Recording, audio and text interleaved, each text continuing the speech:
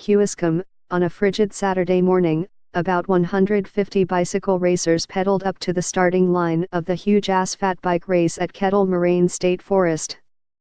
Then they were off, their bikes wide, knobby tires gripping the frozen terrain on the new Fane mountain bike trail.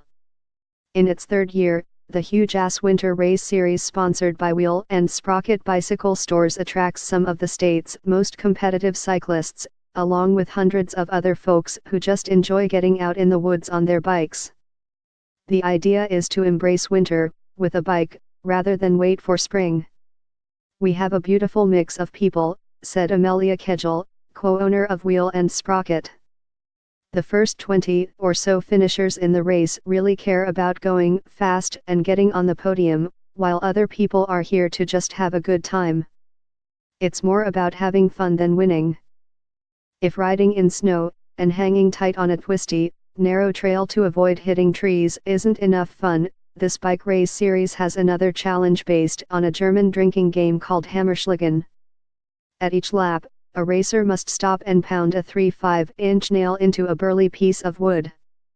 A fast rider, whose hammer skills aren't that great, can get past at hammer stops. It fits with the lumberjack theme of the races, said Matt Gabe, manager of the Wheel and Sprocket store in Delafield. The huge-ass name for the series, Gabe said, came from an employee who was pushing for the races to get bigger after a successful first year.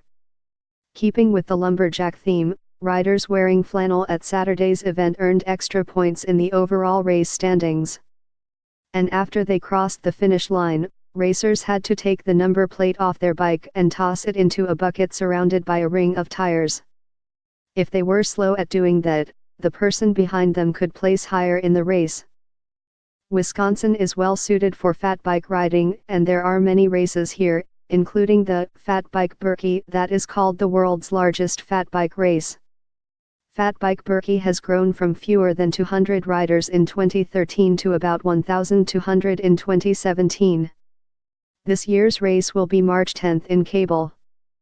Fat bikes are just what they sound like, bicycles with tires that are much wider than regular mountain bike tires for pushing through snow. Some of the bikes have studded tires for riding on ice. Some of the first fat bikes came from Alaska. For quite a few years, they were built by backyard mechanics who welded a couple of mountain bike wheel rims together to make one wide rim for oversized tires, also stitched together from mountain bike gear. Fat bikes have since gone mainstream, with manufacturers such as Trek Bicycle, based in Waterloo, producing them in large numbers.